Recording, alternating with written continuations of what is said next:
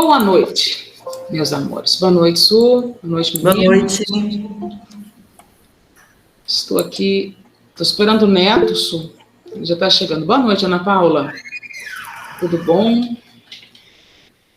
Animados, né? Uma sexta-feira à noite. Nós estamos aqui numa...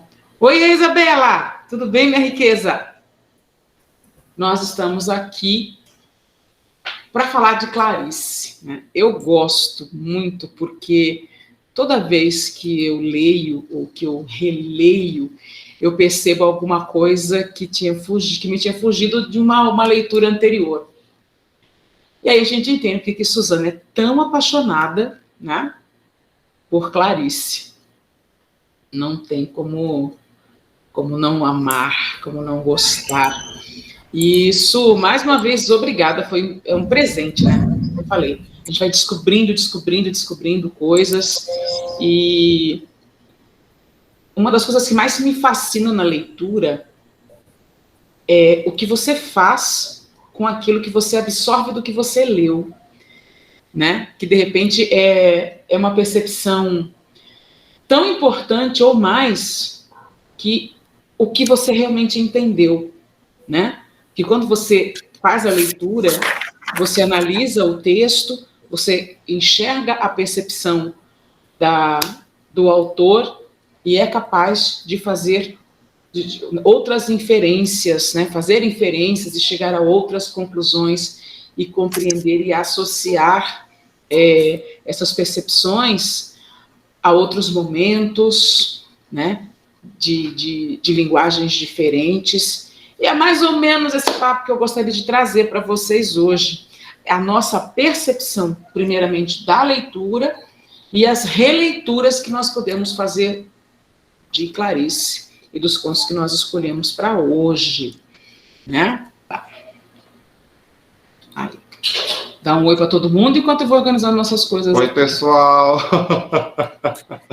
Cheguei aqui um pouquinho em cima da hora, mas cheguei. Eu e a professora Glaucia estamos animados com essa aula. Eu, particularmente, estou bem tocado com um dos contos que a gente leu, porque a Clarice tem dessas coisas, e ser gente não é fácil.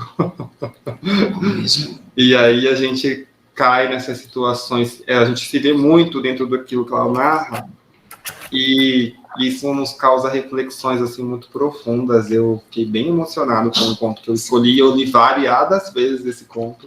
E é engraçado que a cada vez, estava comentando com eles, a cada vez que nós lemos, nós enxergamos outra coisa. Primeiro eu leio e eu fico triste, eu deixo eu sentir tudo que tem para sentir mesmo, aí depois eu vou ler como professor, né, e procurando ali as entradas, mas eu confesso que ler como apenas apreciadora é mais gostoso. Daí eu não tenho compromisso de falar com as pessoas, eu só tenho que receber do que foi dito, né? Mas nós estamos aqui, viu? E tá bem bacana o material nosso, graças a Deus. Ok. Boa noite, então, a todos. Quero agradecer, né, a Glaucia e ao Neto por aceitar esse desafio. Falar sobre Clarice, como eu já falei na live passada, é um impacto emocional muito grande na gente, né? Neto estava falando sobre isso, Glaucia também, eu quero só ecoar, né, aquilo que eles falaram. A gente lê Clarice pela primeira vez, às vezes com aquele preconceito de que Clarice é hermética, Clarice é fechada, Clarice é coisa para intelectual. Eu sempre digo, se alguém virar para mim e falar um negócio desse, eu já entendi que a pessoa não entendeu Clarice. Ou entendi que a pessoa não leu de verdade Clarice. Ela leu o que falaram para ela sobre Clarice. Quando a gente lê Clarice, a gente vê uma mulher que viveu intensamente seu tempo, descobriu-se como uma mulher que podia falar sobre seu tempo, principalmente, E nós conseguimos entender também que ela não é, vamos dizer assim, esse estrondo todo. Por isso que, inclusive, ela dizia, me mitificaram, eu não gosto de ser mitificada, né? Dizem que a minha escrita é hermética, eu não acho. É muito engraçado ela falar que não acha, né? Eu não acho. Eu me entendo, ela falava assim, eu me entendo. E aí é que está o ponto, para mim, que é o ponto nevrálgico de Clarice. A gente passa a se entender, e às vezes a gente percebe que aquilo que a gente está entendendo não é aquilo que a gente mais gostaria de perceber, de entender. Então, ela, muito atual para a época dela, às vezes até avante a época dela, ela vem ecoar hoje para a gente. Então, a primeira vez que a gente lê, como você falou, Neto, às vezes dá uma raiva dela, às vezes dá raiva porque ela mexe com coisas que estão dentro da gente que a gente não queria mexer. Às vezes dá vontade de dar risada, de tão cruel que ela pode se aparecer com determinado personagem.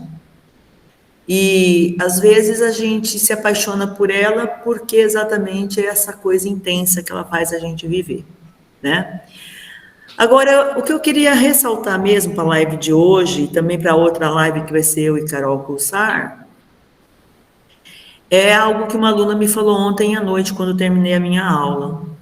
Ela falou assim, professora, eu tenho muito medo de chegar lá no dia do Enem e não ter nada para usar como repertório. Aí eu fiquei em pé perto dela e falei, olha, não tem como você me virar e falar uma coisa dessa para mim.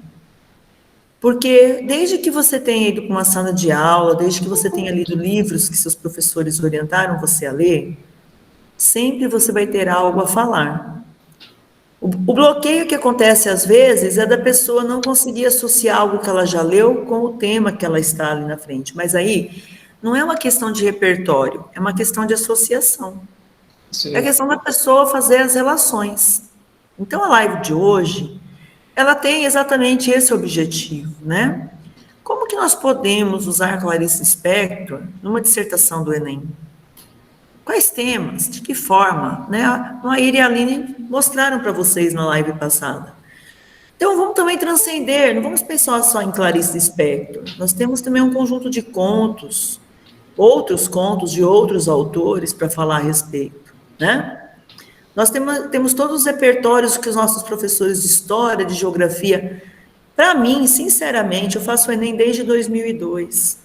O maior problema não é repertório, o maior problema é fazer a associação.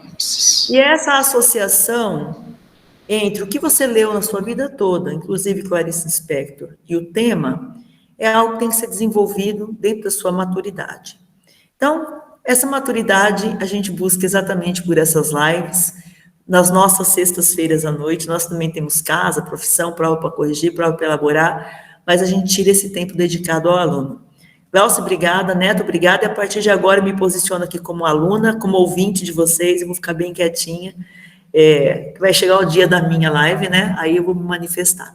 Por enquanto, quero desejar aos alunos uma boa aula e já agradecer pela participação deles. Um grande abraço, boa aula para vocês dois também.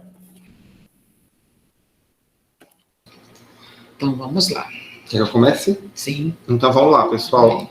Antes de tudo, eu quero lembrar a todos assim, né? Muitos alunos entram nas lives do curso da nossa confraria, né? Sem a leitura do texto. E você vai conseguir estar na aula, porque imagina, os professores leram o texto, né? Os professores, inclusive, leram de variadas formas. Uma hora eu peguei o texto para ler, outra hora eu ouvi o texto para ver o que eu sentia na voz de outra pessoa. E aí, assim, vai indo. Então, mesmo após esse nosso primeiro momento aqui, de contato com o conto, eu te encorajo a dar uma olhadinha. Primeiro porque ler um texto da Clarice é uma experiência que todo ser humano deveria ter. E ler em língua portuguesa. Então, como você, né, falante da língua portuguesa, vamos honrar aí a nossa oportunidade, por favor, e vamos ler o texto da Clarice, que é maravilhoso. E aí, em segundo lugar, eu quero dizer também para vocês que como que se deu esse processo. Nossa Suzana propôs o livro para nós de contos, e aí cada professor foi olhando e buscando o conto com o qual mais tinha uma empatia no que diz respeito às tematizações, né? E o legal de tudo que nos foi proposto, tudo de que nos é proposto com a Clarice, é justamente o fato de que a gente tem problematizações tanto para provas de vestibular mais concretas, como o Enem, mais sociais, como também para provas de vestibulares como a FUVEST, que às vezes tem uma temática mais subjetiva, mais abstrata, né, como as pessoas gostam de dizer. E aí aqui fica o convite para você observar essas nuances. Como a Suzana falou, é muito importante que você esteja preparado para fazer as relações, né? Lá no Max a gente andou fazendo um tema com os meninos sobre a pedido dos alunos, né, que me infernizaram, tipo, ser o tema do assédio sexual no trabalho, porque esse pode ser o tema do Enem, porque INEP não sei o quê, e também do assédio moral e tal. E teve aluno que conseguiu trazer a Macabeia para a redação e encontrar alguma relação e conseguir fazer a coisa acontecer, não porque ela tivesse passado por uma situação de assédio sexual, mas porque a relação dela com o patrão era também uma relação um pouco complicada, pela figura dela, que era mais tímida, né? E aí, com isso, eu convido você, então, a estabelecer as relações devidas. Vamos para o grande passeio. E esse conto, realmente, ele é um grande conto, né? Por que você escolheu o grande passeio? Bom, eu escolhi o grande passeio, a Glaucia já havia escolhido o conto A Criada, então eu tomei o cuidado de escolher um conto que conversasse com o da Glaucia, então esse foi o meu primeiro ponto. E o segundo ponto é porque eu, quando li o texto do Grande Passeio, eu também me vi ali, né, na proposta de narrativa que a Clarice propôs. Não que, né, ela traz uma situação assim até muito triste da condição humana, mas algumas reminiscências, algumas reflexões pessoais que a personagem faz e que mostram a humanidade dela, né, me tocaram muito. Eu falei, nós precisamos de conversar sobre isso como sociedade, né? E aí, nesse caminho, eu fiz a escolha do Grande Passeio. Você quer falar por que você fez a escolha eu escolhi A Criada pelo seguinte: considerando que Clarice gosta de algumas coisas relacionadas, a metalinguagem, né? Clarice gosta da metalinguagem, e eu também, eu gostei do nome. Falei, A Criada, tá aí.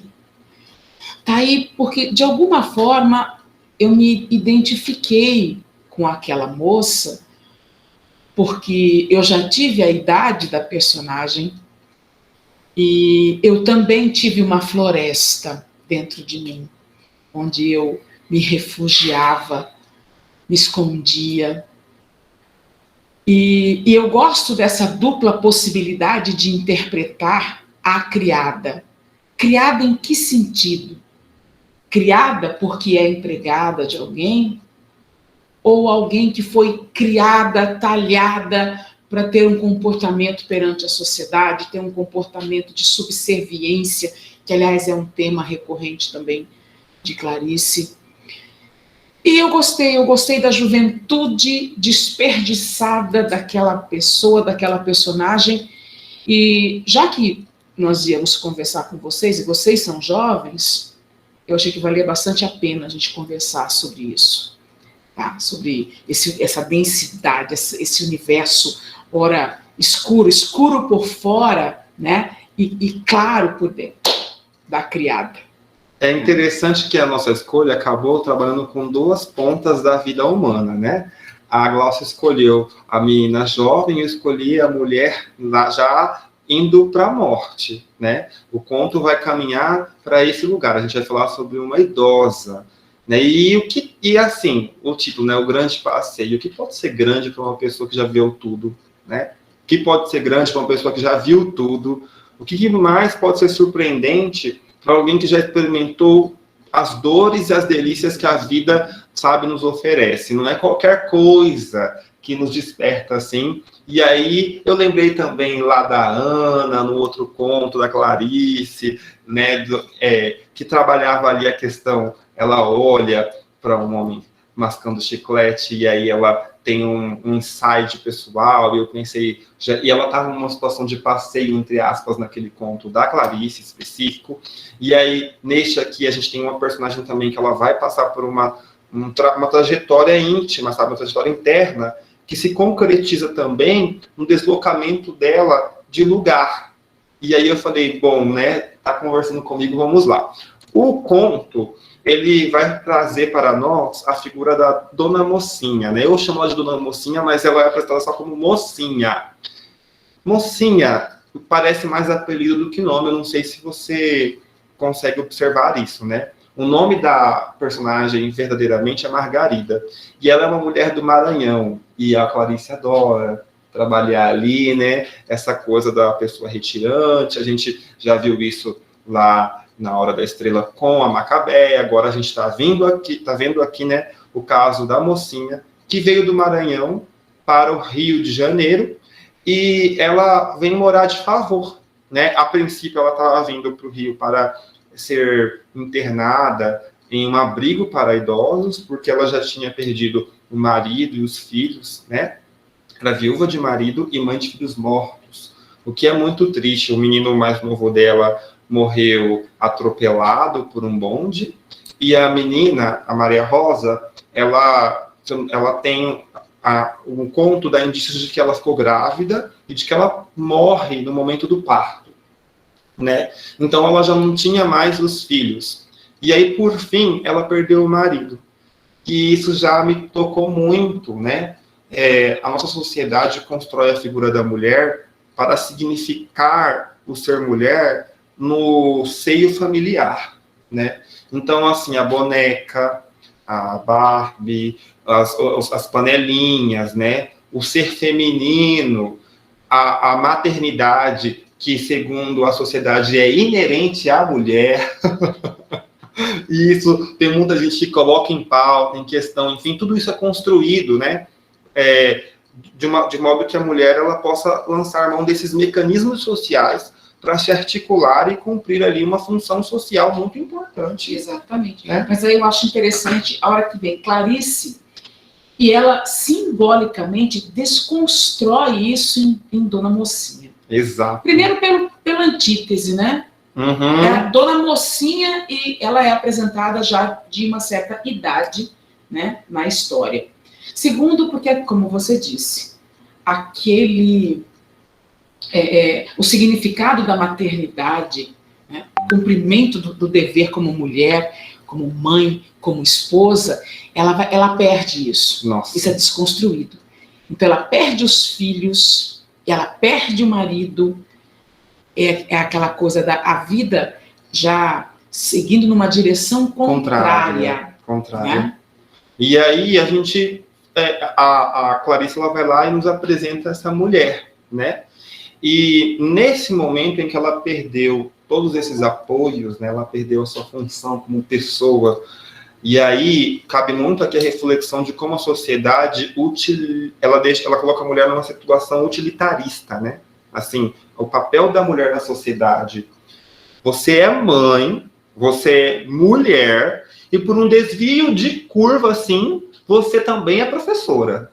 Ou você também é advogada. Ou você também, olha, eu sinto muito de colocar esses termos, meninas, não é o que eu acredito, mas é o que a gente vê na sociedade, né? As pessoas cobram da mulher a Amélia. Não dá para você ser mulher e não saber entender alguma coisa de beleza, entender de cozinhar. Porque se você não entender, você é desleixada, sabe? Isso, assim, é algo que está posto na sociedade.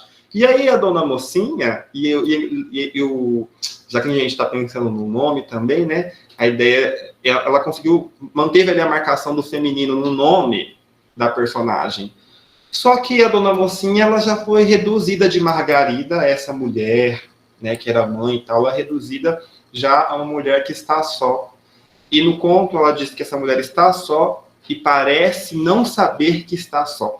E aí a gente começa a pensar num monte de coisa. Primeiro, assim, né, não ter marido, não ter filhos, ou se encontrar porque de repente estive nessa situação, porque a vida deu essa volta, ou porque de repente você, né, não optou esse rumo de vida.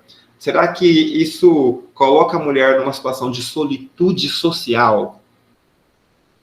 Foi um murro no estômago que eu tomei frente a esse... E é um murro no estômago, porque a Larissa ela é pouco polida nesse sentido. Ela joga na cara, até ela não tá aqui para conversas baixas, não. Eu acho que o que eu gosto em Clarice é que ela trabalha com personagens que aparentemente são insignificantes. São triviais. Sabe? São aquelas pessoas que a sociedade finge que não existem. Mas são tão ricas, essas personagens, são tão cheias de informação, de conhecimento, de ensinamento, que isso é um paradoxo. Tá? A meu ver, isso é um paradoxo. Uhum. Você consegue ver um ser tão, de uma presença tão ínfima na sociedade e com tanto a ensinar. E aí, nesse contexto, essa é a Dona Mocinha, você já entendeu. Nesse contexto, logo de cara, a Clarice dá indícios de que perdendo tudo, né? E infelizmente ela perde muito, gente. E é um perder e ler o conto na atual conjuntura da pandemia me fragilizou bastante, não porque eu tenha tido grandes perdas, mas porque a gente entrou num luto desde 2020, né, social, e esse luto tem se perdurado. Nós já conseguimos superar muita coisa, mas a situação de live, por exemplo, que não é um problema para o professor, né? Mas a gente perdeu a sala de aula, o contato com os alunos, o direito a corrigir redação direto da mão do aluno, enfim, são muitas perdas. E aí, de repente, eu me encontrei com essa personagem que perde, sabe, assim, num determinado momento, quando a vida dela começa a encaminhar lá para o seu fim, ela vai perdendo, né? Então, ela perde o nome. A última coisa que ela perde o nome, ela era Margarida, ela vira Dona Mocinha. Ela perde o marido, ela perde os filhos, ela perde o Maranhão, ela perde a referência de casa. E aí, quando não tem mais ela para perder, ela se encontra numa situação de demência, ela perde a lucidez, né? E nesse contexto em que ela se encontra numa situação totalmente de vulnerabilidade, a Clarice nos mostra qual é o comportamento que a sociedade tem para com essa mulher. E frente à sociedade, essa mulher é um fardo. E aí, quando eu percebi isso no conto, a primeira pergunta que eu me fiz foi a seguinte: o que é que nós estamos fazendo com os nossos idosos? E fiz esse silêncio aqui constrangedor mesmo. Na primeira leitura, e abandonei, assim, naquele momento, o texto, porque eu precisava de sentir essa dor naquele momento, né? Não tem como a gente ler a Clarice e não passar por isso, para significar aquilo tudo como um indivíduo e trazer alguma coisa para vocês, né? Vale a pena a gente pensar. Mais para frente eu vou tocar nesse assunto, mas veja, no atual contexto de pandemia, em que o idoso se revelou um indivíduo muito vulnerável a essa situação de Covid-19, em que ele teve que ficar também, ele dependeu da ação da sociedade. Veja, né? Muitos idosos foram abandonados, porque a prioridade era outra. E, assim, né, longe de mim de fazer acusações e tal, porque nós não estamos aqui para isso. E não temos nem a pretensão de apontar resoluções nem nada. Mas a reflexão de que esse momento da vida humana chega e que muitas vezes a pessoa se encontra exatamente nesse lugar que a mocinha está, isso nos sensibiliza. Vocês vão chegar aos 30, aos 40, aos 50, vocês vão entender isso, viu, gente? Porque depois dos 25 anos, a vida muda bastante, tá? Depois dos 50 também. Não, eu sei, mas depois dos 25 anos a gente começa a contar assim, tipo, já tem 30, já tem 40, você começa a pensar mais o que é ser jovem, tá? Eu penso mais, mas eu quero fazer uma relação, uma colocação ali. Você percebeu ali? Posso voltar? Pode voltar, Glaucia. Olha ali, quando ele fala assim, vista como fardo pelos acolhedores, costumeiramente era caçoada. Aí, nós podemos fazer uma correlação entre a história de Dona Mocinha, ou pelo menos essa característica da vida dela na história, e o Estatuto do Idoso. Uhum. Tá? Nós podemos fazer essa correlação, uma vez que o Estatuto do Idoso ocorre justamente para salvaguardar, para proteger o idoso desse abandono social, desse abandono emocional, né? Dos maus tratos, porque nós vamos ver no decorrer da história que isso vai acabar acontecendo. E o fato de as pessoas considerarem um fardo e caçoarem dela e não cuidarem dela como deveriam, nos faz lembrar de Bauman. Sim. Né?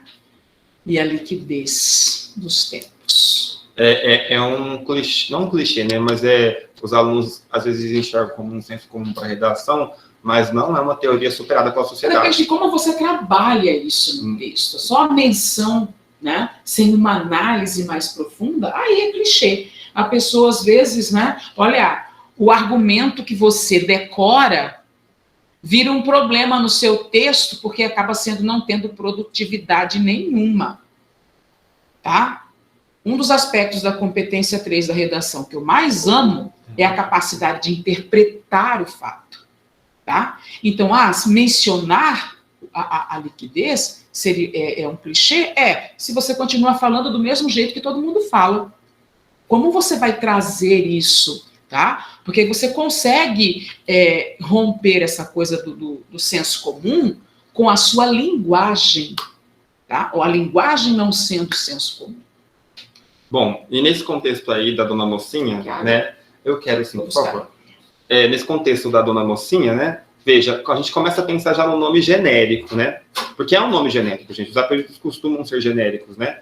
Então, ela é colocada nessa situação dessa pessoa genérica. Essa pessoa que as pessoas não sabem quem é, e ao mesmo tempo as pessoas não se esforçam, não, porque a vida é desse jeito. As pessoas não se esforçam pelas outras, né? É cada um por si e Deus que abençoe a todos. A sociedade caminha muito nesse sentido. E nesse contexto, ela, conforme vai indo para o final da vida, ela vai ficando idosa, ela vai se apequenando, né? Ela vai ficando pequena. E ela vai ficando pequena dentro da dinâmica do conto, não porque ela está só perdendo, mas porque a sociedade também está tirando dela as coisas. Tem um trecho, né, que vai dizer de quando as pessoas ofertavam alguma coisa a ela, as pessoas ofertavam pouco porque ela era pequena. Então, assim, eu vou dar pouca comida para ela porque ela é magra mesmo. Ela não vai comer mais do que eu preciso de dar. Eu vou dar para ela uma cama dura e estreita porque ela é uma pessoa pobre, né? Ela não vai querer ter mais. Veja, eu já estou aqui fazendo algo por essa pessoa. Então, assim, o meu fazer, e isso nos leva muito a refletir sobre a questão da esmola, sobre a questão do auxílio ao próximo, né? Como que nós nos comportamos frente às pessoas que precisam. Nós ajudamos as pessoas do jeito que elas precisam ser ajudadas, ou nós as ajudamos do jeito que nós achamos que elas precisam ser ajudadas. Há uma diferença muito grande aí. E aí, nesse momento do conto, inclusive, isso me recordou 2 personagens da literatura icônicos. O primeiro é Brás Cubas, né? Que era um cretino, desculpa falar, como pessoa. E aí tem uma passagem muito interessante em que ele está cavalgando, ele quase morre naquele momento, ele cai do cavalo, fica preso no cavalo. Eu adoro esse capítulo do livro. E aí ele é socorrido por um homem que é um homem pária da sociedade. E ele fica comovido, né, naquele momento, e ele resolve recompensar esse homem com moedas. E do primeiro momento que ele pensa na recompensa até o final, Brás Cubas só vai reduzindo o valor que esse indivíduo tem e o valor da ação que esse indivíduo fez frente a ele, porque ele era uma pessoa nobre, né? E aí eu reflito muito sobre como nós, como sociedade, temos uma arrogância interna frente ao necessitado, sabe? Então, ela estava nessa situação da vida e as pessoas tratavam ela dessa maneira, né? A gente também enxerga um pouco isso em Macabeia, porque ela é uma pessoa resignada assim, tímida assim, só que as pessoas ao redor dela, tudo que fazem, justamente porque ela é uma pessoa mais inocente, tratam-na como se ela fosse nada, né? E a Dona Mocinha, ela é essa pessoa. Ela se encontra nesse lugar, né? E, inclusive, até hoje, nós vemos as pessoas se comportarem desse jeito. Eu vou fazer um link aqui, não é para você trazer para a redação necessariamente, mas só para você refletir como que nós nos superamos, né? Determinados comportamentos sociais. Recentemente teve esse grande reality show da Rede Globo aqui, em que a menina nordestina constantemente sofria ataques dentro do programa, e naquele contexto, ela foi vista como uma menina pequena. Pequena não por ser tímida, alguma coisa assim, mas pequena por ter vindo de uma região pobre do país. Por ter uma história pequena de vida, uma história de pobreza, uma história de...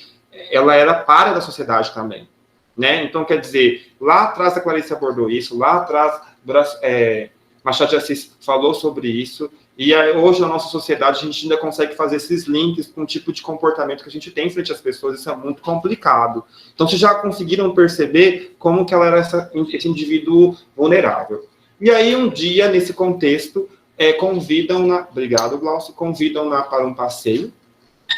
Só que esse convite era um presente de grego, né? A família, ela estava nessa casa onde a maioria das pessoas eram jovens, e aí um dia todo mundo percebe que ela já estava lá há algum tempo, e por estar lá há algum tempo, era tempo demais, né? Nossa, o que eu fiz de bom por alguém, ou a minha boa ação já está sendo demais, então eu vou recolher essa boa ação. Eles tiveram a brilhante ideia de pegar a mocinha e dar de presente para um familiar que morava em Petrópolis. Eles moravam no Rio, então a ideia era levar para lá. Só que eles não contaram para esse familiar, e tudo indica no conto que havia uma rixa na família, sobretudo com as cunhadas. A cunhada era alemã, o rapaz que morava em Petrópolis, né, era o irmão da família, e aí tinha essa cunhada alemã, que parece ser um pouco ríspida, assim, no conto, muito pouco, né, a gente consegue dizer isso, e havia essa rixa entre os familiares. Então, eles têm a brilhante ideia de levar a mocinha para essa nova casa, só que eles não avisam o dono da casa que isso vai acontecer, para que ele não possa se negar a recebê-la. E isso chega para ela como um convite para passear. E aí acontece uma coisa muito interessante aqui, porque até nesse momento a mocinha é uma pessoa que ela não tem consciência, né? Ela não tem consciência de onde ela está, ela acorda todos os dias de manhã para ir passear, e é muito interessante que, apesar de ser demente, ela acorda todos os dias de manhã e precisa de ir para a rua passear. Isso demonstra uma necessidade de ir para fora, sabe? De sair daquilo que está aqui dentro, né? E que de repente não está resolvido. É muito simbólico isso. E conversa com a menina da criança lá, tá? Sim. Mas, enfim, ela vivia dessa maneira, né? E aí, de repente, eles convidam ela para passear. E para quem já tinha o hábito de sair sozinha, é nesse momento que ela se vê incluída numa ação da família de acolhedores. E aí ela acredita naquilo. E naquela noite, isso acontece muito com as personagens da Clarice, ela corta. De modo geral, as personagens mulheres da Clarice, né, as que eu conheci, elas vivem um momento de torpor, sabe? Elas começam um momento de torpor nas narrativas, e aí, de repente, acontece algo. Um ovo cai no chão e quebra, alguém olha pela janela, né? No caso da mocinha, ela foi convidada para passear. E aí, ela que sempre dormia no mesmo horário, que sempre tinha os mesmos comportamentos, naquele dia, ela não consegue dormir, ela que já não lembrava da vida, que não sabia que tinha, porque ela estava numa situação de demência. Ela lembra dos filhos, lembra do marido, ela sente saudade, ela sente fome, e ela ficava numa situação de maus tratos, então, assim, ela precisou de pegar um pão que ela tinha escondido de 2 dias, então já estava duro, e ela vai comer, e ela já não tem todos os dentes, e aí ela come a ponto de sangrar a gengiva. E esse ato de comer, ele não é um ato não é só comida, viu, gente? É a fome pela vida.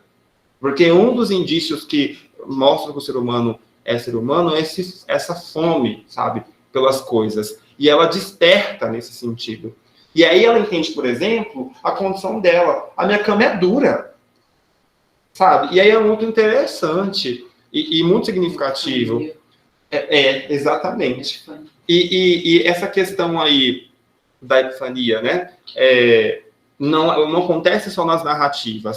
Na vida humana, o ser humano passa muito por isso, sabe? Às vezes, uma pessoa, por exemplo, que vive uma situação de relacionamento abusivo, ela vai aceitando, ela vai se submetendo, ela vai acreditando nas mentiras, e um dia ela entende que aquilo não é para ela. Ela entende que ela quer mais. E aí uma tomada de posição ela consegue tomar, né? A pessoa busca isso. Aqui no caso da mocinha, ela compreende que a situação que ela está é complicada. E ela, inclusive, começa a se perguntar o porquê que ela está na casa de pessoas estranhas. Como é que ela foi parar lá? Como ela se deixou parar lá? No outro dia, ela, de tanto lutar consigo mesma, né? À noite e tal, e aí ela acorda no outro dia. Pela primeira vez, ela dorme pesado, e aí ela é acordada. E aí também é outra coisa muito simbólica, né? Os familiares, as pessoas que abusam dela, são justamente as pessoas que vão acordar ela no momento, sabe, de iluminação da mente. E aí é muito interessante isso, assim, como que... Por isso que tem que prestar atenção na hora que tá lendo, viu, gente? Tem que sentir o texto, tem que indignar, tem que chorar, tem que sentir todas as dores que o texto propor. Porque senão você não consegue pegar, sabe, essas curvas que o texto traz. E aí isso acontece, eles entram no carro para sair, e aí o carro tem um tranco, né? Eles não têm o cuidado. Quando a gente anda com um idoso, a gente tem esse cuidado, não tem esse cuidado. E aí, naquele momento, a personagem dá primeiro indício de que ela não está bem. E eu vou dizer uma coisa aqui, Suzana dá licença, Glaucia dá licença, uma coisa minha, tá? Não leva muito a sério, mas vamos lá. Para mim, ela teve um problema do coração nesse conto. Porque ela entra no carro, acontece esse baque, ela sente uma grande dor no coração, aí os pés ficam frios, a mão fica gelada, ela começa a sentir fraqueza no corpo, e daí para frente começa a acontecer um processo de morte muito pequenino, físico, e também morte desse momento, né, de clareza que ela teve, e de morte como pessoa. Isso também me lembrou um outro personagem de um outro conto, que já esteve na nossa apostila que a professora Glaucia foi que escolheu, né? Que do Dalton Trevisan, Uma Vela para Dario. Aquele conto me choca muito, porque o Dario, quem lê num primeiro olhar, pensa assim, ele morreu. Não, gente. Ele morre ali no quarto, ele começa a morrer ali no terceiro, quarto parágrafo, e até o final do texto ele está morrendo. E ele vai morrendo e ninguém faz nada para tirar essa pessoa dessa condição de morte. E, inclusive, ele perde a dignidade na situação da condição de morte. E eu vi exatamente isso aqui acontecer com a mocinha. Eles estavam tão ansiosos para resolver o problema que ela se tornou para a família, que eles não percebem que ela está passando mal. E aí eu não quero nem conversar contigo sobre isso, porque, assim, cadê a humanidade do indivíduo? É duro de encarar que isso aconteça, e isso nos faz pensar, por exemplo, quantas vezes a gente está em sala de aula, vocês, ou nossos professores, e aí, de repente, tem um colega seu do lado que não está visivelmente mal. Só que nós estamos preocupados com o data show que tem que ligar, nós estamos preocupados com o tema de redação que vai cair no Enem, e falta essa sensibilidade, sabe?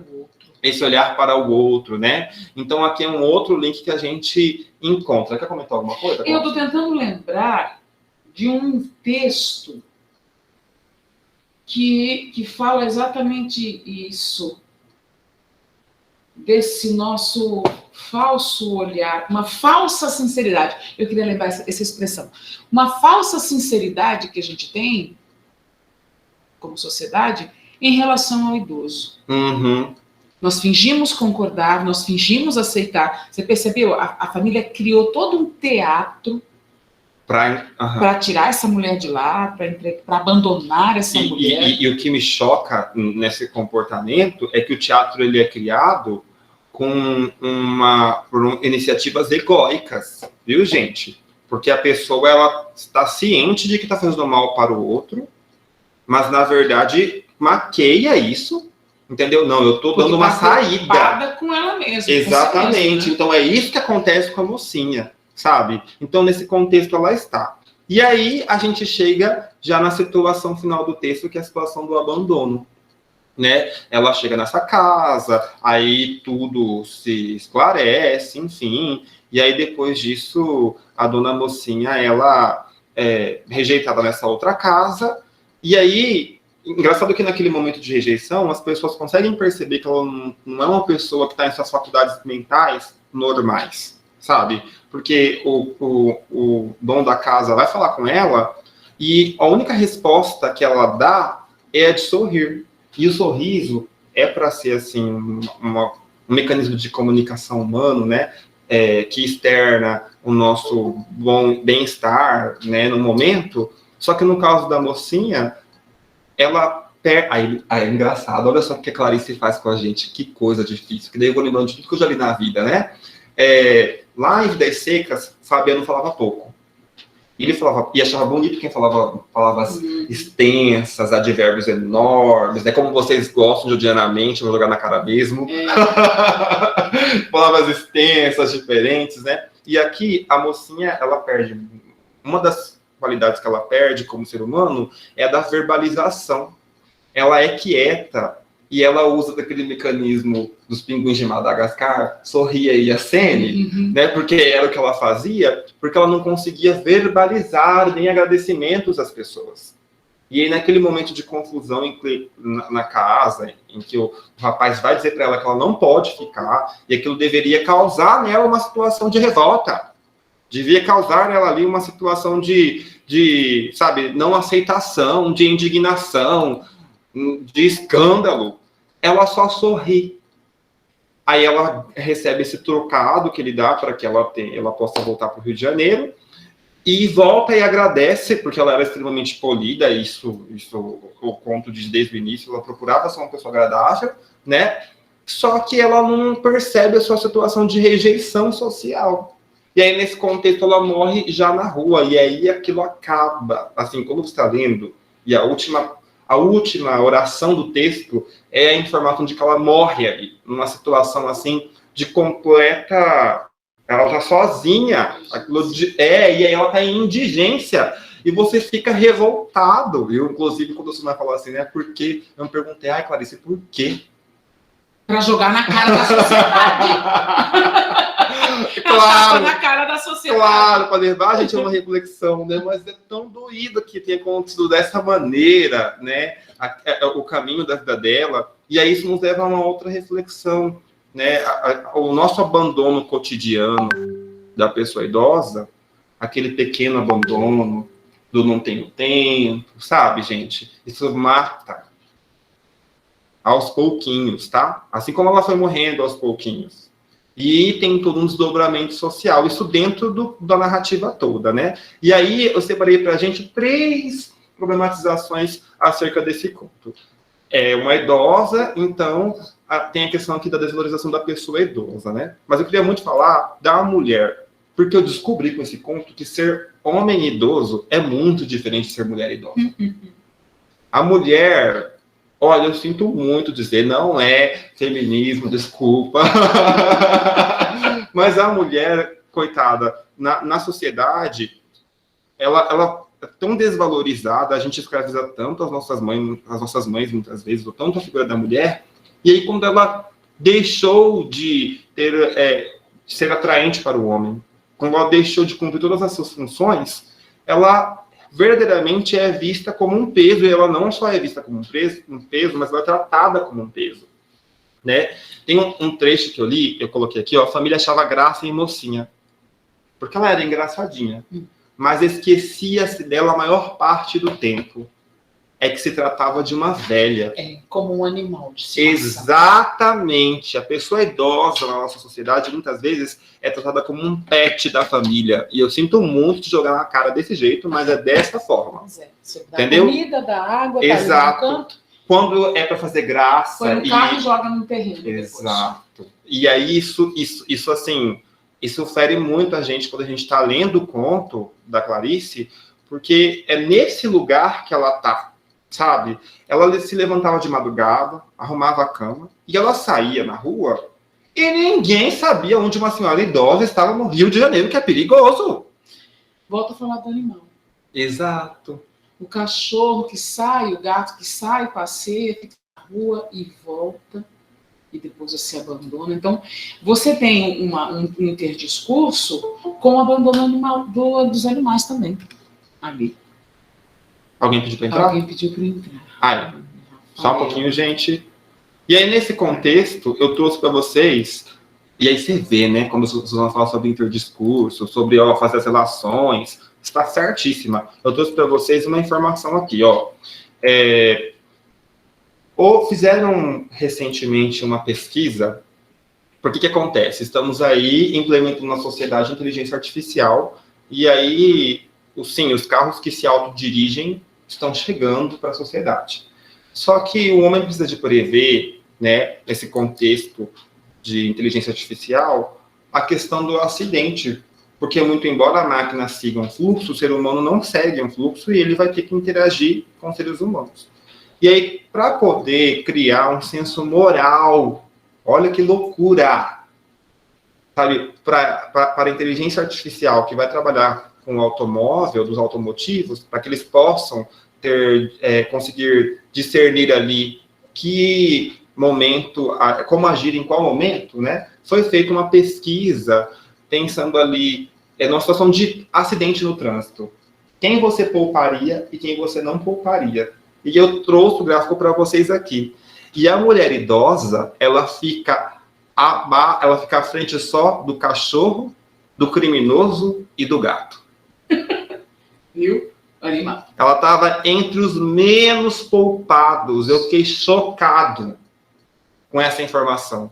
E aí, frente aí, os cientistas perceberam o seguinte: olha, essa nossa pesquisa está difícil, porque como assim a gente vai, né, implantar esse tipo de inteligência num objeto para que vai acabar matando muita gente, porque os nossos semáforos procuram respeitar o tempo de ultrapassagem do idoso. Hoje, como é que a gente vai, né, lidar com isso? Então, a pesquisa é muito interessante. Isso remete, então, ao tema das cidades inteligentes. Exato, né? E aí a gente já começa a perceber como, por exemplo, o idoso ele é excluído na sociedade, frente à inteligência artificial. Entretanto, porém, contudo, todavia, mas o país está envelhecendo. Sim, o nosso país está envelhecendo. O nosso país está envelhecendo, o número de nascimentos diminuindo, então nós seremos, quer dizer, nós seremos os velhos daqui a pouco. E aí? Não é só o tempo do semáforo, o tempo do carro, né? Nós temos outras logísticas para pensar por conta do envelhecimento da população. E a inovação tecnológica, ela nunca considera o idoso. Ela nunca considera as pontas. Ela considera sempre o meio. No texto, eles criticam exatamente isso. A informação tecnológica, ela sempre considera a juventude. Então, muito cuidado com as escolhas que nós estamos tomando hoje, porque elas têm impactos na nossa vida amanhã. O segundo ponto que eu trouxe para a gente é a questão do desamparo do incapaz. Isso fica evidente no texto. Olha só, gente, no início do texto ela diz isso, ó. Era uma velha sequinha, os olhos lacrimejavam sempre, as mãos repousavam sobre o vestido preto e opaco, velho documento de sua vida. No tecido já endurecido, encontravam-se pequenas crostas de pão, coladas pela baba que lhe ressurgia agora em lembrança do berço. Olha que metáfora para explicar que ela não estava bem de saúde mental. E olha o pão aí. Presta atenção. Sim, a ideia do pão. Muito interessante. Lá estava uma nódoa amarela de um ovo que comera há 2 semanas. E as marcas dos lugares onde dormia. Quer dizer, onde ela dormia e a experiência que ela tinha com as pessoas ali, entendeu? As marcas ficavam no corpo. Achava sempre onde dormir. Casa de um, casa de outro. Então ela vivia de favor. Agora a questão toda é a seguinte, que as pessoas estendiam a mão, mas não se responsabilizavam por ela, e aí o que fazer com quem, né, está vulnerável na sociedade a esse ponto, e então não se comprometiam. E aí, por fim, ela fica naquela situação que os jovens, e aí é muito interessante que sejam jovens que tenham submetido a ela essa realidade, né, a situação do abandono. Eles abandonam a dona mocinha sem dizer que estão abandonando, porque assim eles poderiam culpar o irmão lá de Petrópolis, e o irmão também poderia culpá-los. E assim, ninguém se responsabiliza... Empurra, né? Exatamente, jogo de empurra. Ninguém se responsabiliza por essa mulher. Então, a gente vê muito presente essa crítica no conto acerca do incapaz, de modo geral. Porque ela não é só uma mulher idosa. Ela é uma mulher vulnerável por questões de saúde mental. E as pessoas não têm esse cuidado ali com ela. E aí eu trouxe para vocês... Né, falei que ia falar sobre a pandemia, o número de idosos que buscaram abrigos cresce 16% na pandemia, porque eles perdem tudo e não tem ninguém na sociedade para ajudar, viu, gente? Eles estão indo para os abrigos, nesse contexto de pandemia, esse texto aqui é do G1, de 2021. tá? Os idosos estão sendo colocados, né, empurrados para essa situação, porque eles não estão vendo alternativa para conviver com uma sociedade que está tentando superar a Covid-19, né, e que está priorizando, muitas reflexões andam nesse caminho, né, no combate à Covid-19, né, a priorização não é o idoso. Não vamos entrar no mérito moral aqui, mas, por exemplo, né, a escolha de Sofia, né, no hospital. A priorização não era o idoso, né? Aqui no Brasil a gente debateu isso, né? A gente vai priorizar ou não vai priorizar os direitos para idosos? No mercado de trabalho, a gente vai priorizar ou não vai priorizar o espaço do idoso? E aí aqui a gente tem um resultado social disso.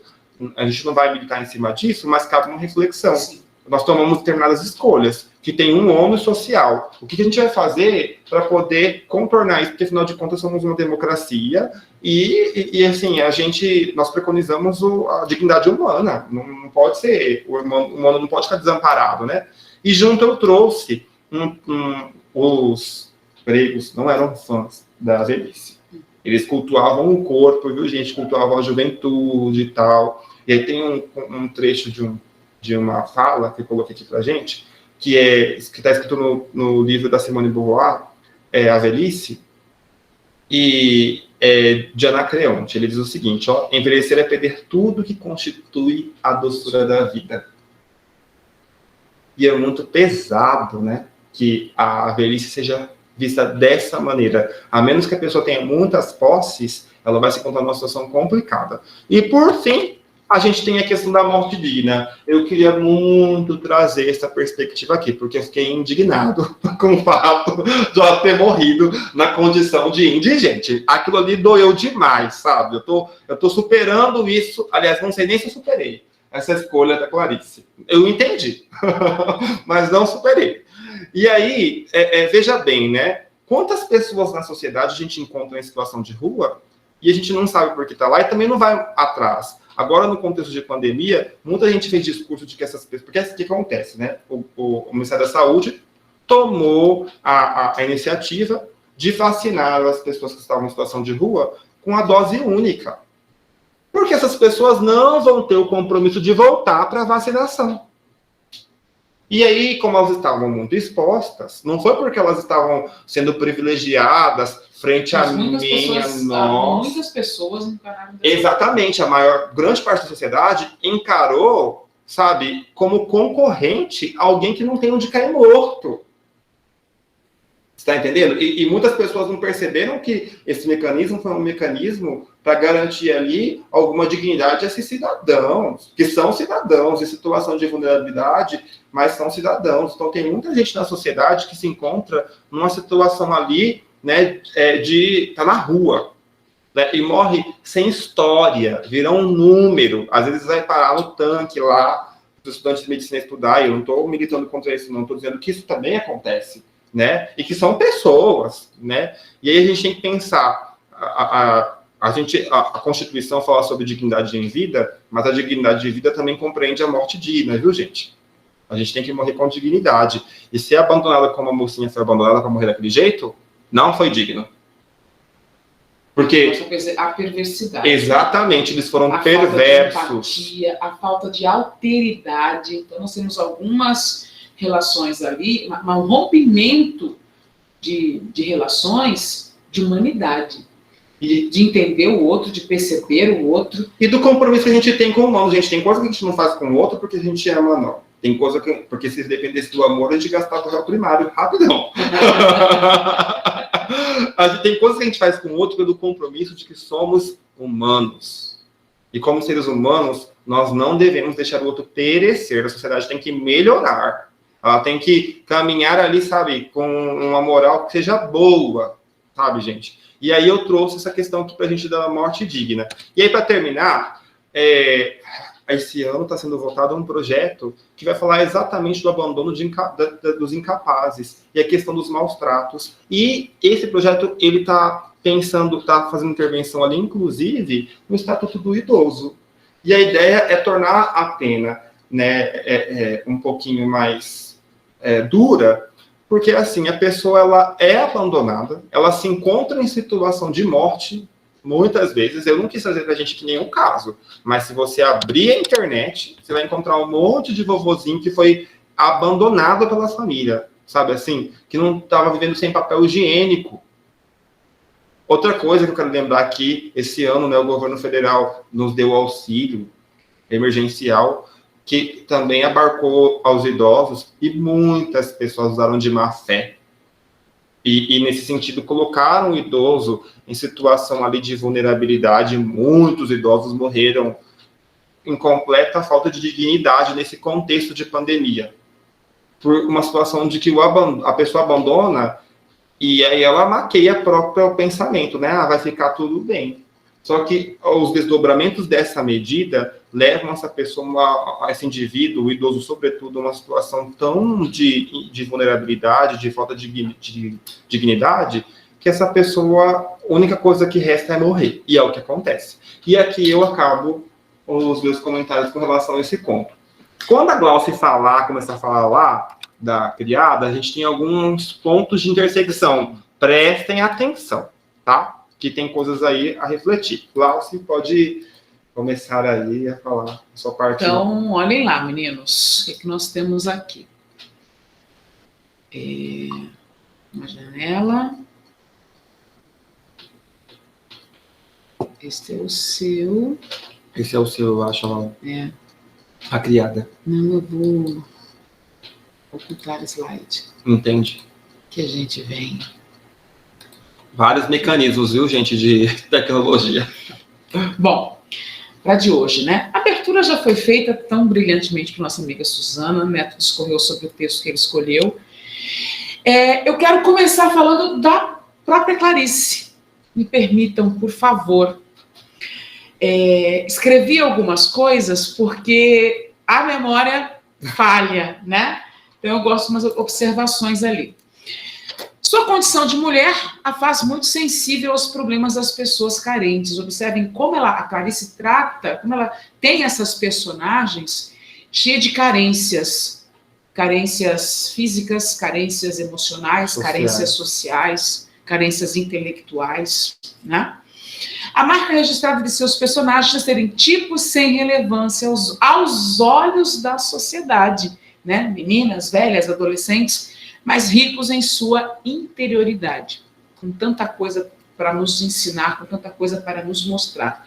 Como eu estava comentando no início do nosso encontro, é fantástico como você, a partir de uma leitura, faz inferências. Tá? Tão importante como ler Clarice, entender Clarice, é perceber aonde ela queria que nós chegássemos a partir da leitura dela. E aonde a gente pode chegar também. Exatamente. A partir, porque nós só tem o olhar dela, né? E o nosso olhar. Ponto de partida, não dá para ser passional. Exatamente. Né, frente ao texto. Exatamente. Ainda integra a característica de mulher, a autora, a visão do nascimento da mulher na menina. Então a gente tem sempre essa correlação, né? A menina, mulher, e a mulher brigando dentro, né? do personagem. E o que mais que eu deixei ali? De uma forma ou de outra, se tornam adultas a partir de experiências aparentemente corriqueiras. No caso da Dona Mocinha, era um passeio, né? Aí, eu fiz um apanhado das características do conto, ou dos contos, né? Não só do que a gente escolheu, mas acredito que conversa também com o que a Aline e a Maíra falaram, e provavelmente com o que a Carolzinha vai falar, o que a Suzana vai dizer. Sondagem dos mecanismos mais profundos da mente humana, predominância de impressões, predominância de sensações. Eu recomendo você que, antes de ler Clarice, conheça Clarice. Para não falar, ela é dura. Você a entendeu? Você leu Clarice para falar que você lê Clarice? Não, estude o texto, analise o texto, observe progressão temática, observe estrutura do texto, construção de personagem, tudo isso é fantástico para você compreender a obra em toda a sua dimensão, tá? Então, quando você percebe o tanto que tem de sensorial nas obras de Clarice, para produzir em nós exatamente o que produziu em Neto. Né? O sinestésico. O sinestésico. Tá? Introdução de técnica de fluxo de consciência. Opa, nós vamos perceber essa coisa do meu raciocínio, do meu pensamento. A personagem, eu falo a personagem, né? Ela conduz a história com um raciocínio. No conto que eu escolhi, por exemplo, é um conto que tem bem menos detalhes que o conto do Neto. Ele é um conto muito mais simplório. As ações são mínimas. Nós temos bastante descrição, bastante caracterização. Mas ainda assim, nós temos a percepção das sensações, da emoção, da construção do psicológico da personagem, né? E aí, Não, a capacidade da personagem... Oi? Entra mais no... Você está fora da câmera, a gente está vendo só meio rosto seu. Obrigado, Suzana. Obrigada, Su. Eu gosto de ver você. Melhorou? Não. Aí? Muito bom. Tá, obrigada. Então, temos lá, além do fluxo de consciência, né, nós temos principais personagens são mulheres, mas não se limitam ao espaço do ambiente familiar. Tá? Essa coisa da dona mocinha, que inclusive perde a família, ela é acolhida, ela tem o fora da casa, o passeio dela, a morte sozinha. É sempre uma briga entre as duas coisas, né? A coisa do ambiente familiar, do compromisso com isso. Vale para lembrar, gente, que a mulher da época da Clarice não era a mulher de hoje, que podia fazer um monte de coisa. Vamos chegar, entendeu? Aí, né? Vamos trazer. Então, assim, ela, nas personagens, a gente vê essa briga o tempo todo. E talvez porque ela também tivesse essa briga por dentro. Porque, assim, ela tinha dificuldade de lidar com vestidos de gala e reuniões que as pessoas queriam ficar importunando ela como, sabe? Exato. Era complicado. E tem essa coisa de não se limitar ao ambiente familiar, porque nós temos sempre um conflito entre o externo e o interno. Externo à família, interno à família. Interno à personagem, externo à personagem. Eu gosto dessa dualidade com que Clarice trabalha. Ela tem uma linguagem fantástica. Olhem lá. Objetivo de atingir. Credo, a idade está chegando, então não estou chegando lá. Os óculos estão fracos. Objetivo de atingir valores essenciais humanos e universais, como a falsidade das relações humanas. Presença de epifania, né, com causa banal, a falsidade das relações humanas, que vão trazer novamente aqueles sentimentos que Neto comentou. A falta de alteridade, a falta de empatia, mas a necessidade de se postar diante ou perante a sociedade. Então, eu vou fingir que eu estou fazendo a minha parte. Sabe o que é engraçado nisso? Eu vou fazer um outro parênteses aqui, né? Quando a gente estuda, faz curso de letras e você está estudando lá, e você, nas literaturas brasileiras, você sai da sociedade romântica e cai na sociedade realista, né? E a gente começa a estudar como foi esse processo, a mudança, né, do comportamento dos escritores, coisa e tal. E a sociedade romântica é essa sociedade idealizada, que maqueia os seus problemas, né? E já lá no realismo, ele rompe com tudo isso. E não que a Clarice seja romântica ou realista, não é isso, mas a gente percebe que essa crítica, né, que o realismo trouxe ao comportamento da sociedade esconder as suas mazelas, a gente nunca mudou. Infelizmente, a gente tem que melhorar muito como sociedade. A gente continua colocando a sujeira embaixo do tapete. Exato. Deixando o tapete limpo. E aí precisa de alguém para escrever sobre isso e falar a verdade. Lembre-se, precisa de alguém para. Não se esqueçam disso. Olha lá, o uso da metalinguagem em associações com processos intimistas e psicológicos, já vou falar sobre isso no meu conto, políticos, sociais, filosóficos e existenciais, tá? E, por último, a fusão da prosa com a poesia, e você percebe a metalinguagem, a função poética, na escolha de um vocabulário, na construção da personagem com essa densidade psicoemocional. E vamos lá para o conto que eu escolhi. Neto falou do grande passeio, eu vou falar da criada, como eu já comentei com vocês. Olha lá, mira aí com o seu celular e baixa o texto para você É saber, verdade. se você não leu, se você está ali, pode olhar o texto. No de Neto também tinha, depois você assiste a live, vai lá e baixa o texto. No primeiro momento eu gostei do nome, criada, criar, criatividade, criatura. Eu gosto de brincar com a palavra, com o significado da palavra e as possibilidades de ressignificação das palavras. Criada por quê? Criada por quem? Né? Então vamos lá, meus amores. A criada é uma história de Eremita, uma doméstica muito jovem, ela tinha 19 anos, mas desacreditada. Veja bem, você já começa intrigado aí, uma garota de 19 anos desacreditada. Muito jovem, né? Muito jovem. Muito jovem. Muito jovem para você não querer, não sonhar, não pensar, não desejar, não ter objetivo, né? Descrente de tudo. Veja bem, que interessante o nome dessa menina. O nome dela é Eremita. Uhum. Realizava seu trabalho de forma mecânica, sem brilho. Lógico, por que mecânica? Por que sem brilho? Porque ela não acredita em nada, ela não acredita nela, ela acha que a vida é aquilo, pronto, acabou. É como aquela pessoa que acha que nunca vai sair daquela situação, nunca vai chegar a lugar algum e, portanto, acha que não vale a pena lutar por nada, né? Possuía uma tristeza profunda, mal se preocupava com a sua beleza e juventude. Diz a descrição da personagem que ela não era feia nem bonita. Tinha uma espinha no rosto, não era feia nem bonita.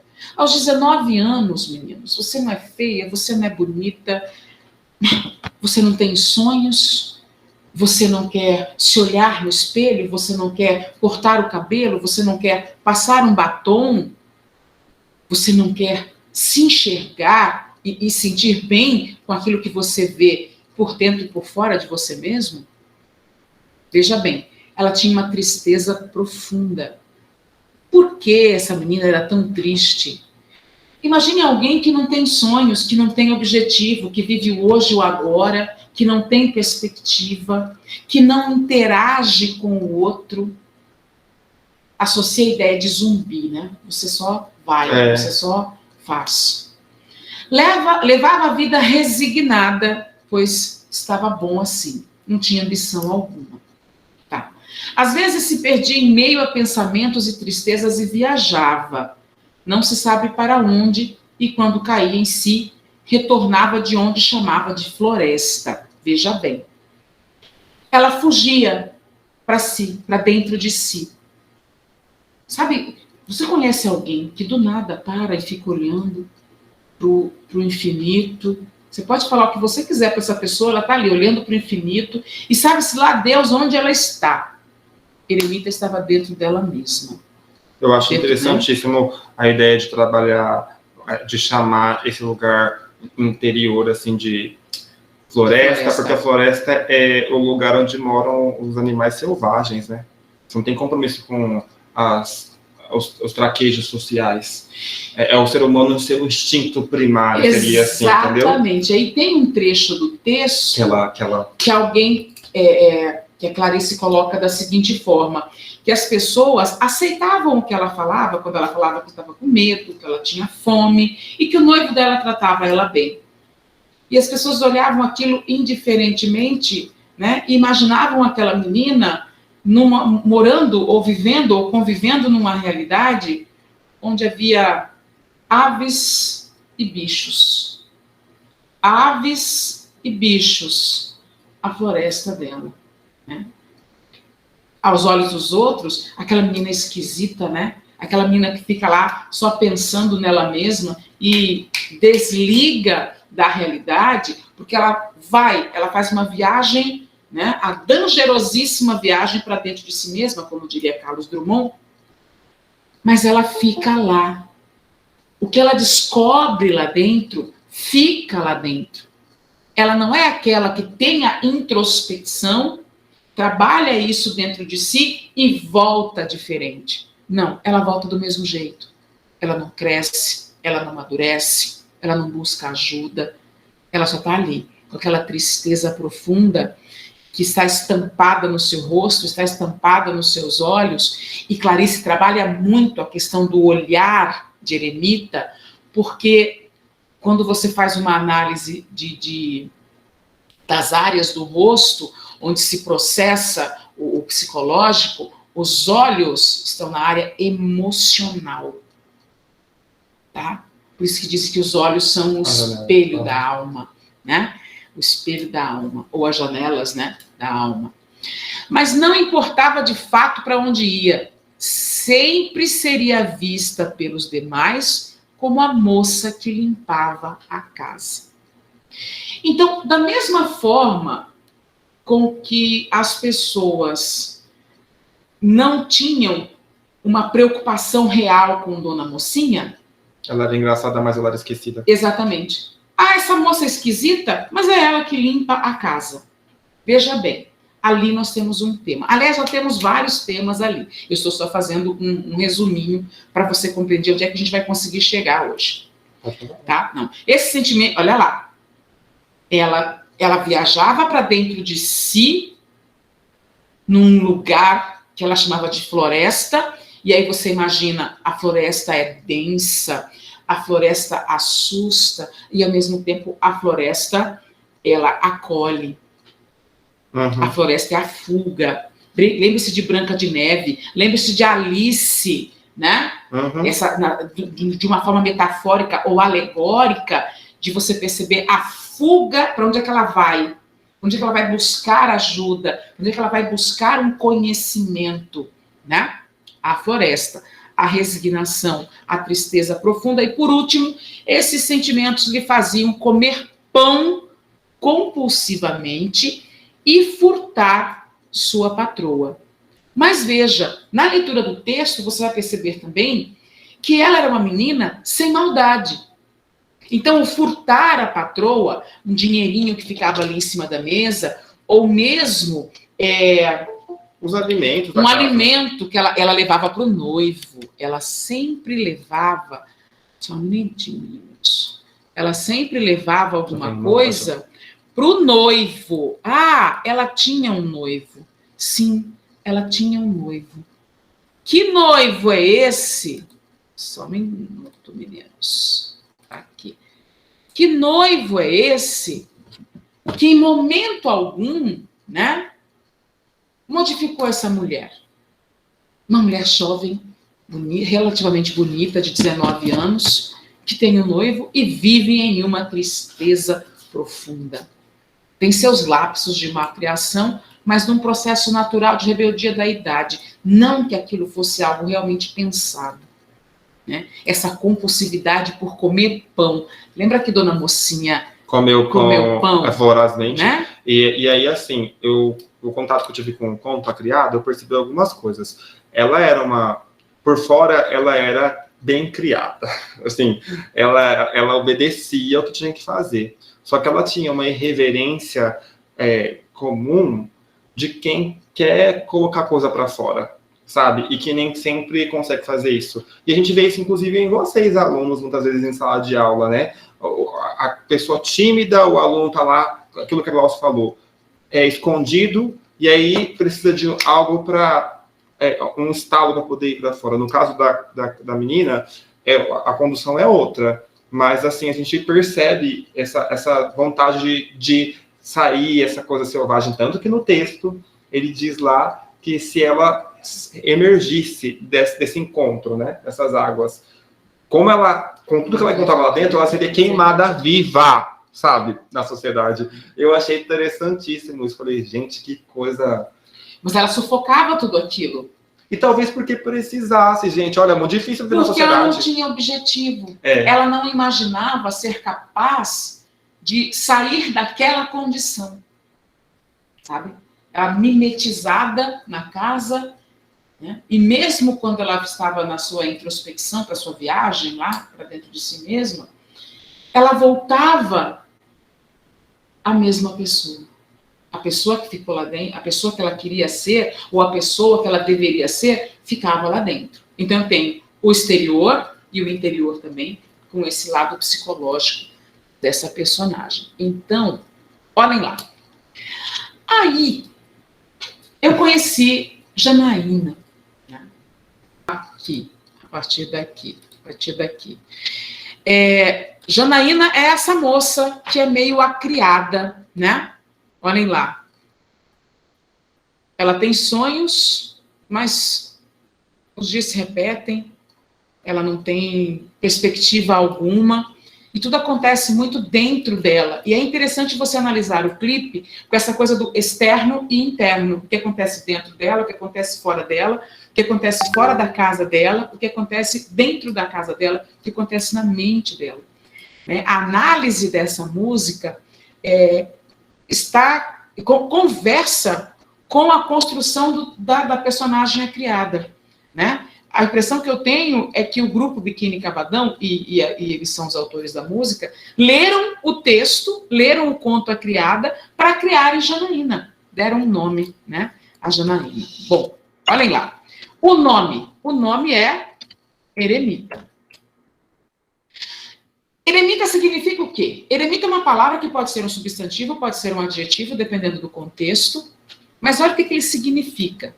Remete àquele que, neste caso, aquela, né, que deseja, por escolha própria, ficar em reclusão. Olha que interessante. Alguém que decide não interagir com as pessoas. É o nome da personagem. E aí a gente percebe, opa, olha que intrigante essa escolha de Clarice. Né? O tanto que simboliza aquilo.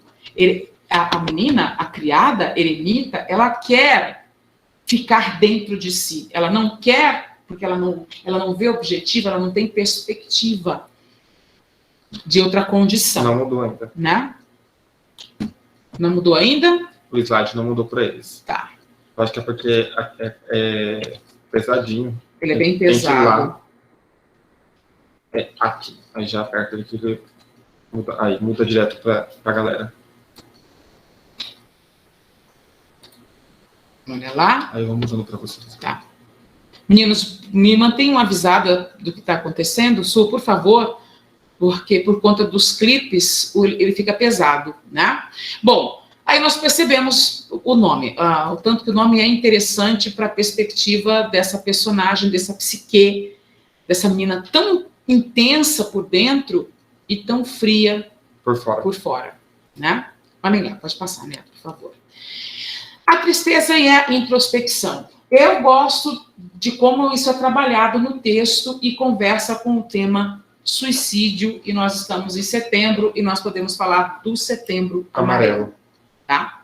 Olha esse trecho do conto. Porque tinha suas ausências.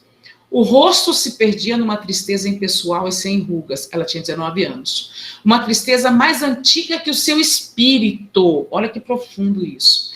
Os olhos paravam vazios, diria mesmo um pouco ásperos. A pessoa que estivesse ao seu lado sofria e nada podia fazer. Seria o seu noivo? Só esperar, pois ela estava entregue a alguma coisa, a misteriosa infante é criança, né? Ninguém ousaria tocá-la nesse momento. Esperava-se um pouco grave, de coração apertado, velando-a. Então eu imagino a família, né? O noivo ou alguém assim. Apertar aqui. Aí agora mudou, eu acho. Foi? Aham. Então vê lá. Isso. Foi? Foi. Tá. Olhem lá. Alguém da família, porque na casa onde ela trabalhava, não era isso. Isso é a família, ou talvez o noivo. Isso mostra algum problema psicológico? Poderia ser. Num tema sobre suicídio, eu posso usar a caracterização de Eremita para mostrar essa fuga, né? Essa fuga da normalidade, da realidade, para alguma instância da mentalidade dela, do psicológico, não, eu detesto falar psicológico, acabei falando, né? E mais ainda, essas pessoas ficavam desesperadas por ela, pela condição em que ela estava, e não agiam. Para tirar do né? corpo. Para notificar, não vamos tocá-la. E aí a gente lembra um pouco do estigma, né, do ano passado, com relação ao Enem. Fica lá. Deve ser doloroso, está sofrendo, mas fica lá. Ninguém fez uma interferência, ninguém interveio na situação, tá? E aí eu lembro esse trechinho aqui, ó, é preciso agir. O Setembro Amarelo, né, é exatamente para nos lembrar disso. É preciso agir. Você precisa fazer, sim, uma intervenção numa situação que está fugindo ao controle daquela pessoa, né? Falar é a melhor solução, sim. Eremita, eu esqueci o nome dela. Eremita era quieta. Ela não externava o problema dela. Se é que era um problema, né? Talvez fosse um problema para o outro. Para ela, não. Para dentro da concepção dela. Mas e essa tristeza profunda que pode levar um indivíduo, sim, a tirar a sua própria vida, tá? Então, no assunto, no tema suicídio, é possível usar o conto, né, nesse momento em que há a caracterização dessa tristeza dessa mocinha. E aí, eu trouxe algumas informações. Fale para mim se passou, se mudou o slide, por favor. Dê uma olhadinha ali, Su. Está no slide amarelo. Eu acho que a gente vai ter que mudar aqui, então. Tá, então eu vamos vou mudando lá. para você. Mudando para cá. Isso, obrigada. Vamos mudar. Que aí fica mais fácil para você. Olhem lá. Foi? Acho que foi. A fitinha, uma mãozinha segurando a fitinha. Só no Brasil, por ano, são registrados cerca de 12 mil suicídios e mais de 1 milhão no mundo. Olha lá. Trata-se de uma triste realidade. Eu vou direto ao que eu queria. Lendo sobre o assunto, e eu gosto dessa coisa do amarelo, né? Olha, de amarelo. E o Renato está de amarelo. Eu encontrei, meninos, algumas ações interessantes, né? Porque, por exemplo, diante desse tema, que tipo de ação nós poderíamos sugerir? Além, né, eu usei o conto para contextualizar o assunto, buscando a concepção de tristeza profunda para fazer o gancho com o suicídio. Aí, olha que interessante. Prefeituras podem promover ações em seus canais de comunicação vinculadas a atendimentos como plantão psicológico, a fim de auxiliar nas situações de crise. Lembra que você tem uma família ali de eremita que não intervém, né? É preciso fazer alguma coisa, é preciso intervir. Com oferta de suporte e valorização à vida. Reuniões ou oficinas, mesmo que online, né? Para que se discutam as ações intersetoriais. Ou seja, vamos fazer parceria para encontrarmos suporte. Eu faço a parceria à prefeitura e, por exemplo, uma estação de TV. Aqui em Cuiabá, por exemplo, tem a TV Centro-América, que se envolve em bastante projeto, né, em vários projetos, com o intuito de orientar sobre os fatores de risco. Né? O que seria um fator de risco? Essa tristeza profunda, essa falta de perspectiva que tanto assolava Eremita. E fazer uma jovem tão jovem, tão bonita, por que não dizer, né? Não ter perspectivas. Mais um ali. A área de assistência social pode contribuir de modo estratégico, incorporando o tema em suas atividades, mesmo que remotas, e fomentando ações que fortaleçam os vínculos familiares. Então, olha lá, eu tenho, naquelas reuniões e oficinas online, eu posso ter o papel do assistente social, promovendo ações para fortalecer os laços de família, porque muitas vezes a família não quer se envolver. Olha a família de Eremita, que havia naquela situação e nada fazia. Sofria por ela, mas em momento algum tomou alguma atitude para mudar aquela situação, né? O cuidado mútuo e autoestima, né? Ninguém estimulava aquela moça. A sua autoestima. A sua autoestima. Tão jovem. É verdade. Né? Bem como a comunicação positiva. Né? Se você fica, por exemplo, criticando o tempo todo, a violência, né? Simbólica. A violência simbólica com a menina acontecia isso. mocinha. A mocinha. A mocinha não externava nada porque não tinha esses dispositivos à sua mão. Viu?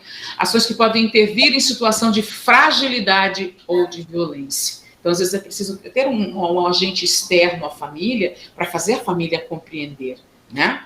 Olha lá, equipes de serviços socioassistenciais podem promover de modo intersetorial, ou seja, eu posso ter a prefeitura e como eu falei, uma empresa ou alguém, uma entidade da sociedade civil, né? Ao lado de áreas como de saúde e segurança. Não adianta pensar só na saúde, é preciso pensar na segurança, porque nós temos situação de violência, como aconteceu com a dona Mocinha, né? Promover ações de prevenção, acolhimento e fortalecimento das relações sociais. Tudo que Eremita não tinha, né? Ela tinha um noivo. No texto não se coloca como era a relação de Eremita com esse noivo. Mas, como havia pessoas preocupadas, aflitas com a situação dela, nós imaginamos que seja por conta dessa proximidade, né? O noivo ou a família. Não. E o terceiro setor pode promover, olha lá, caminhadas e ações virtuais, como exposição de vídeos e gravações de mensagens pela vida, exposição de fotos com blusas ou objetos amarelos, divulgados nas redes sociais, campanhas online para sensibilizar a sociedade a não ignorar o assunto. Engajar. Né? O engajamento. Tá. Deixa eu mudar aqui para você, rapidão. Outro tópico que dá para nós observarmos do texto é o vício. Que vício? Eremita comia pão compulsivamente e furtava de vez em quando. Olha o trecho do texto. Ansiedade, né? Ansiedade. A única marca do perigo por que passava era o seu modo fugitivo de comer pão. Fugitivo. Tá? Por quê? É a fuga, né? E aí você vai entender, por exemplo, meninos, que ela comia compulsivamente o pão era a droga dela. A fuga dela era estar dentro de si mesma, né? E comendo o pão e furtando. E aí você vai para a dependência química, tá? A droga é o pão. Olha só que analogia fantástica, né? Que nós poderíamos estabelecer ali. A droga da Eremita era o pão. E por incrível que pareça, o pão tem uma simbologia fantástica. O pão é o corpo de Cristo. Uhum. O pão é o alimento, né? O pão é o que fortalece o corpo. O pão é o que mata a fome.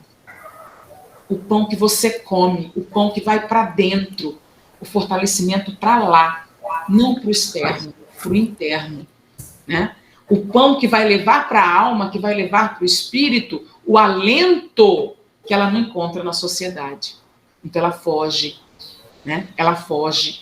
Ela rouba, olha lá, tem mais um trecho que fala, mesmo quando tirava o dinheiro que a patroa esquecera sobre a mesa, mesmo quando levava para o noivo em embrulho discreto alguns gêneros da despensa. Então, ela não levava o dinheiro para o noivo, ela levava comida.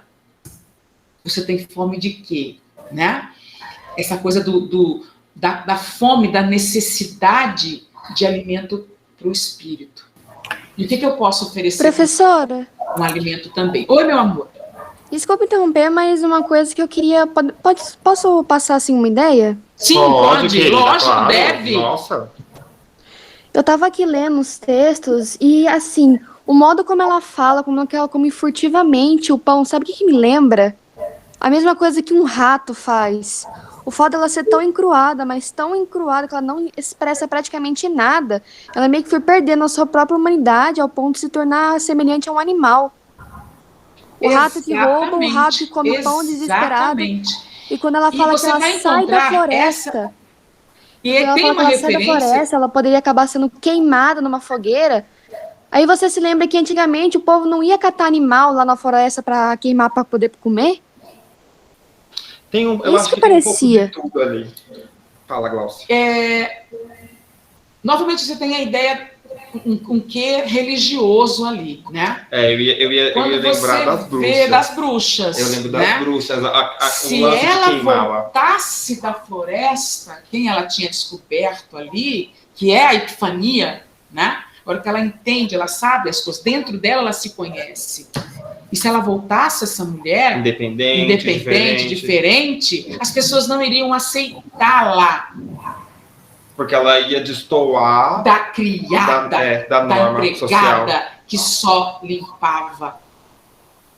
Repare, em nenhum momento do texto você está coberta de razão. Eu achei interessante essa coisa do rato que furta, né? O sorrateiramente ali. Exato. E leva esse alimento, porque ninguém percebe, porque ninguém valoriza. Sim, né? E essa ideia da fogueira, como você falou, essa questão de você ser um ser separado. Exato. Quando você pensa assim, quando ela fala que ela voltaria da floresta com esse novo conhecimento dela, tudo que ela viu de lá, eu meio que interpretei da seguinte forma: ela meio que deixaria a sua parte humana e voltaria como se fosse a sua parte animal. Porque essa questão do animal é a única forma que ela se representa. Foi aquilo que a gente comentou no início. O resto ela é apenas uma casca oca que faz trabalhos.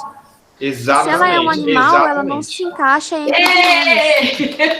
Meninas, me fez ganhar a noite. Nos fez ganhar a noite.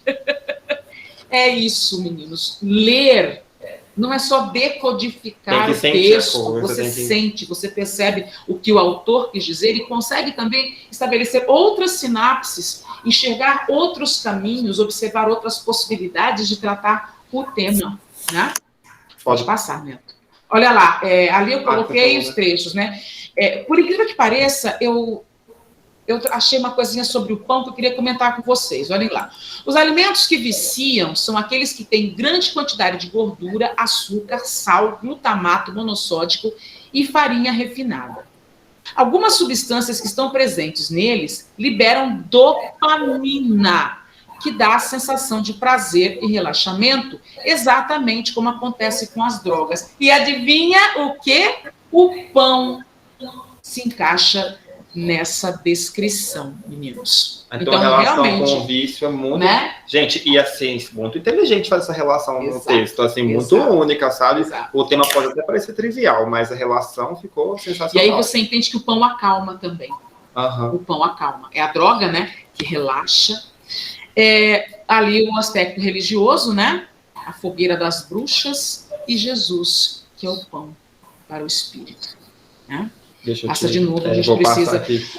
Olha, se a gente for falar, tá acabando.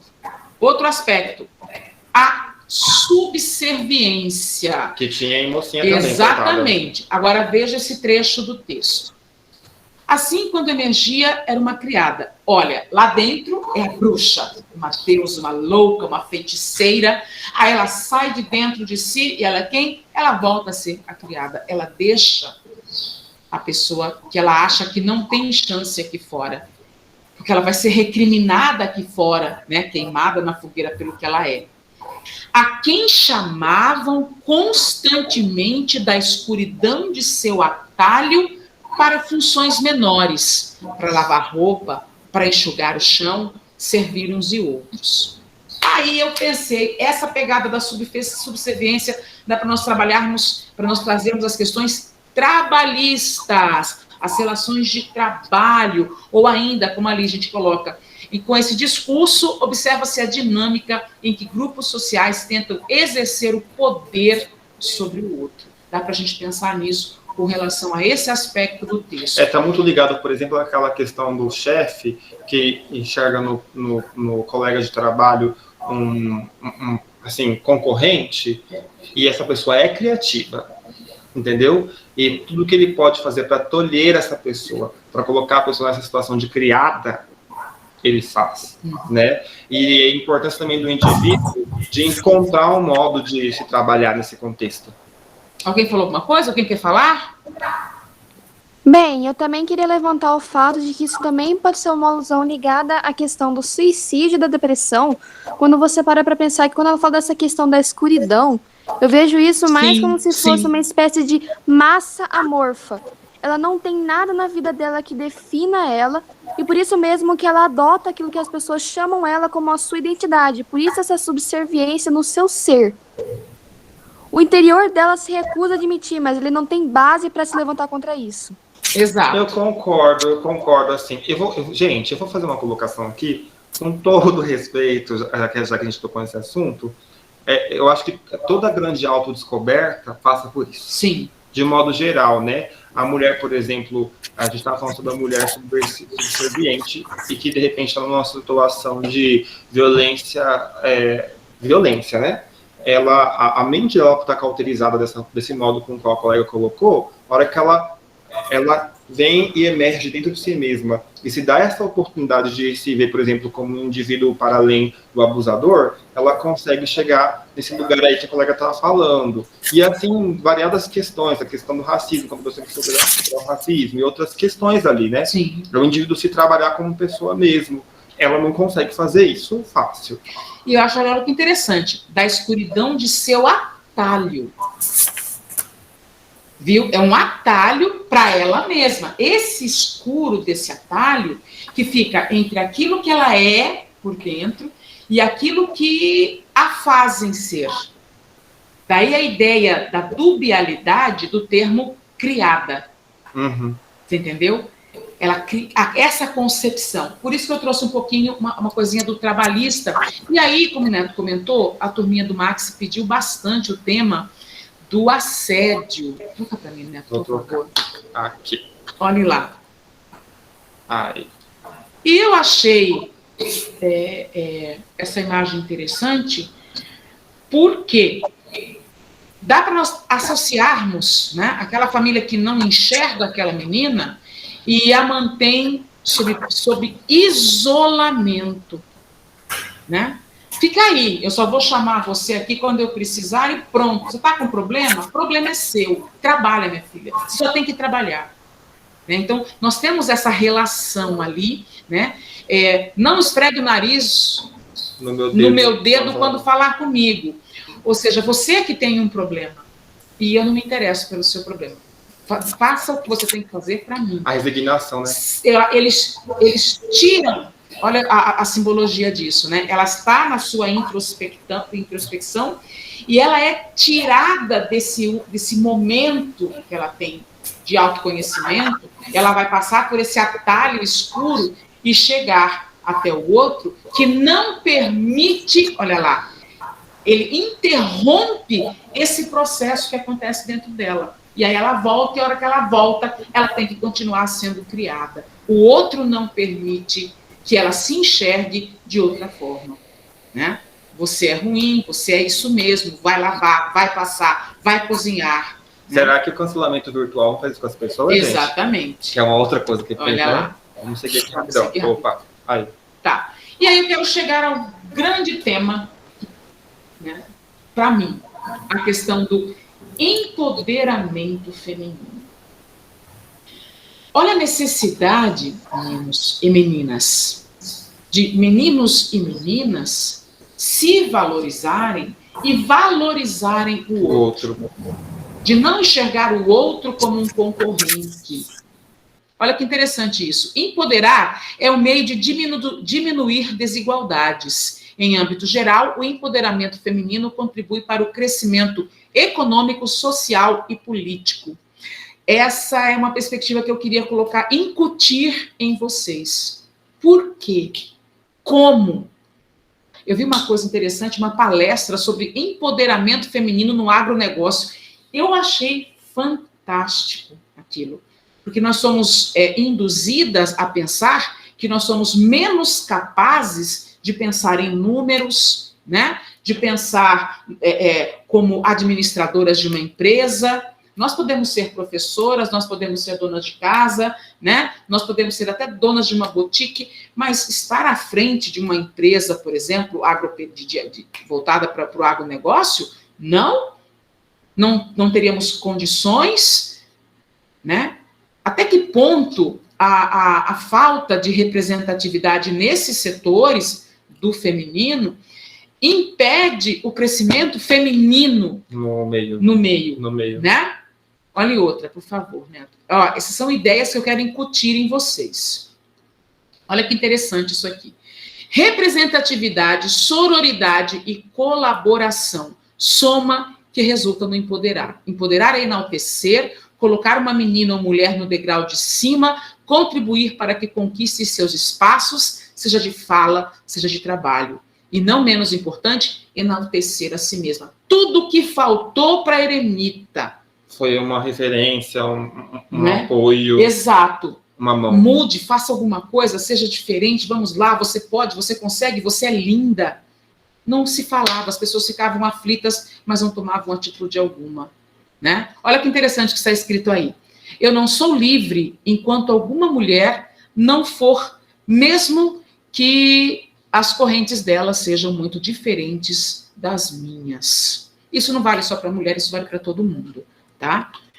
A professora faz muito isso com o aluno. Isso. No sentido de... E eu queria encerrar a minha fala, eu não sei se vai não aparecer para rodar, eu vocês. acho. Mas vai lá no YouTube, de repente. Preste atenção a isso aqui. Falem para mim se vai rodar para vocês. Eu acho que no YouTube... Tá aparecendo um vídeo para vocês? Tá, mas Tipo, não. tá aparecendo a cena inicial, mas não rodou o vídeo em si. Eu acho que no vídeo é melhor. Tá. Eu vou passar. Pronto? Pronto. Aqui, Glaucia. Olha lá. É a vida. Mesmo assim, ela me escaparia. Outro modo de captá-la seria viver. Mas o sonho é mais completo que a realidade. Essa me afoga na inconsciência. O que importa, afinal, viver ou saber se está vivendo? Nossa, gente, Clarice é péssima com essas coisas. Ela joga no ventilador, ela joga no ventilador, né? Então, Eremita nos faz pensar em tudo isso. Não é só ela é do conto que eu escolhi. Né? Existem outras eremitas em outros contos. Existem A Macabeia faz isso. Exato. A Macabeia faz isso muito, né? Com a gente. Existem outras empregadas em outros contos de Clarice. Mas o que mais me chama atenção e me provoca e me faz querer cutucar vocês nesse sentido também é essa coisa de não podemos mais ficar só do lado de dentro.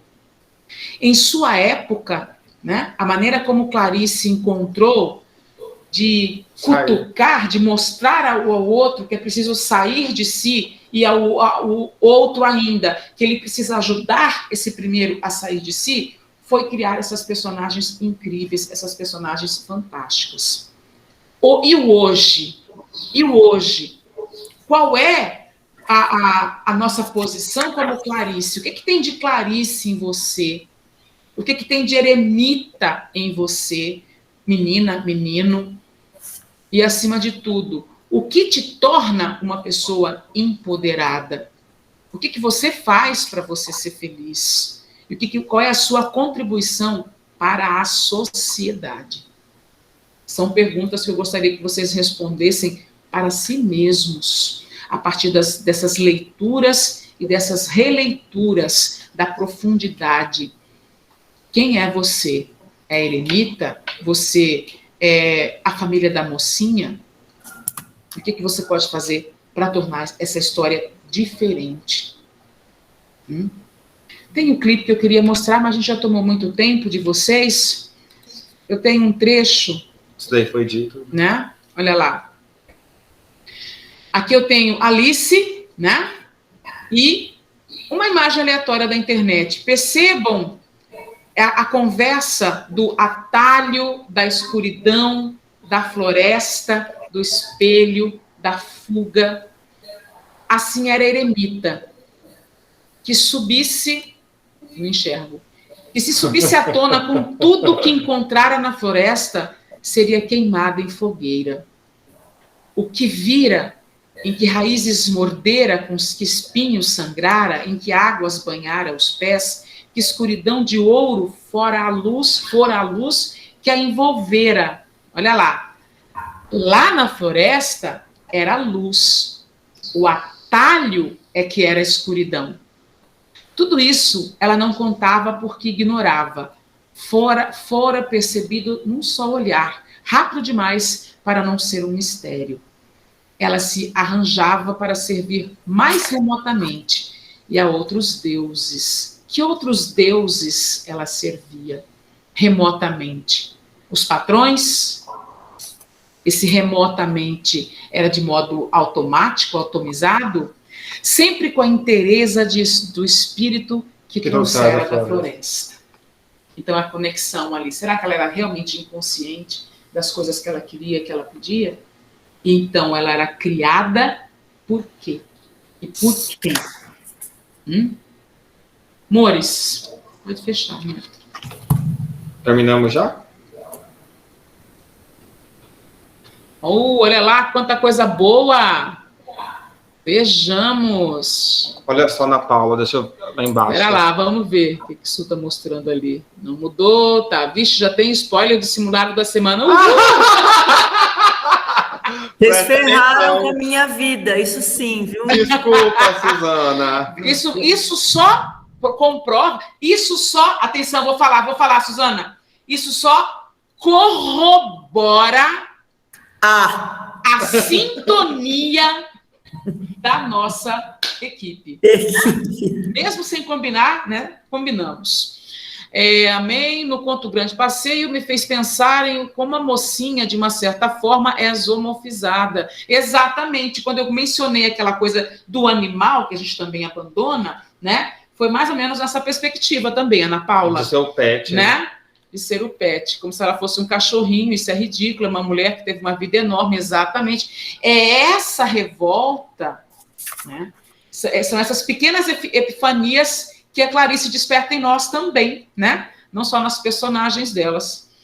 Jonathan, além de ser abandonada, como faz com os animais. Exatamente, Henrique. Prof, volta o slide 18. Ai, desculpa, mas vocês vão ter acesso aos slides, eu vou mandar, Suzana, eu vou enviar para você e você envia para eles. Até porque eu queria muito que vocês assistissem ao videoclipe da propaganda do absorvente Always, que era o último, que vai trabalhar exatamente o empoderamento.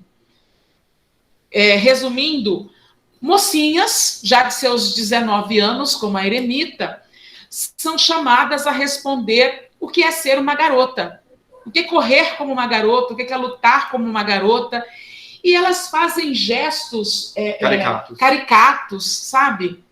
Ai, com frescuras. E, de repente, eles fazem a mesma pergunta para menininhas de 8, 9, 10 anos. E elas dão um show. Depois, a resposta das menininhas é mostrada para a resposta das mais velhas. E elas pedem para refazer a resposta. E mudam completamente. E aí a gente vê a necessidade do elogiar o outro, de empoderar o outro, né? E não diminuir, meninos.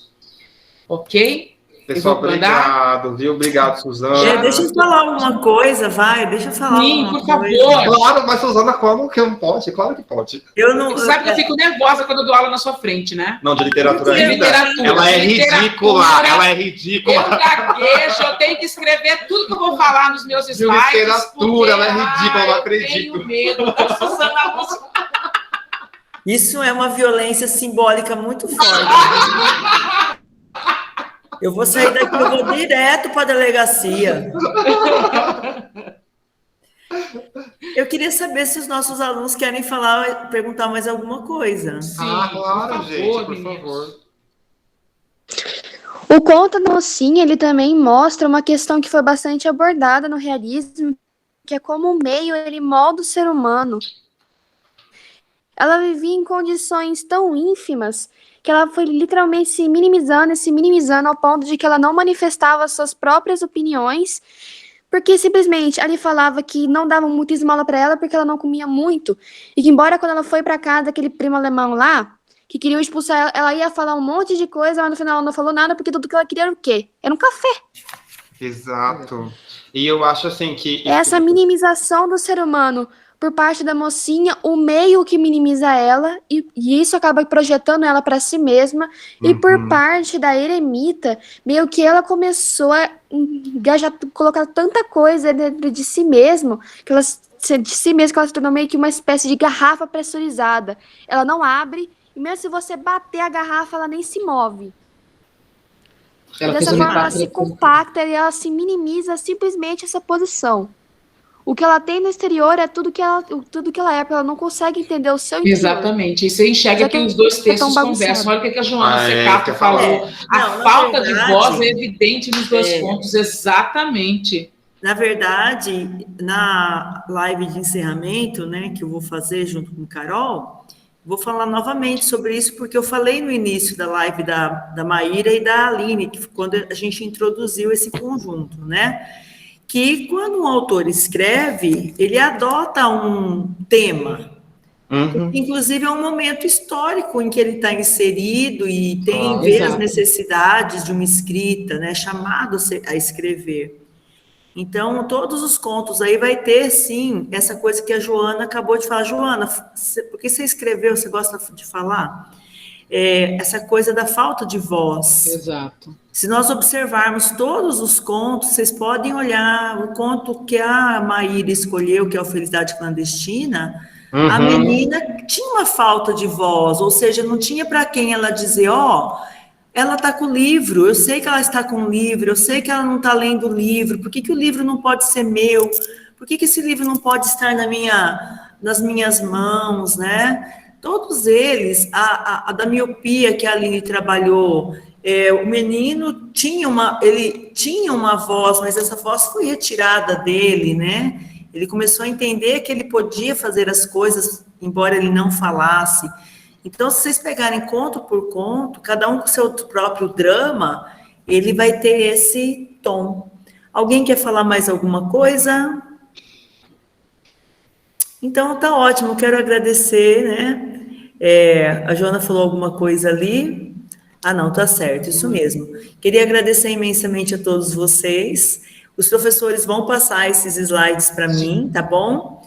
Eu vou converter aí num PDF para rodar melhor para vocês e vou colocar nos grupos para vocês poderem ver, se vocês quiserem novamente e tudo mais. E aí vamos voltar ao que a minha aluna falou. Mas e se eu chegar lá e não tiver nada para eu falar, usar como repertório? Não tem como, gente. Não tem como.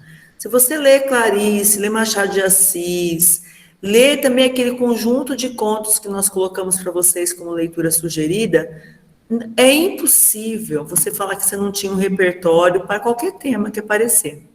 Tá bom? Então, a gente se vê. Sexta-feira que vem tem uma live também, ela é diferente. Ela vai tratar mais esses aspectos de ansiedade perto do Enem, essas questões como lidar com o nosso aspecto emocional perto do Enem, tá bom? Vocês ainda vão receber convite para isso, vai ser a professora Silbene que vai trabalhar conosco.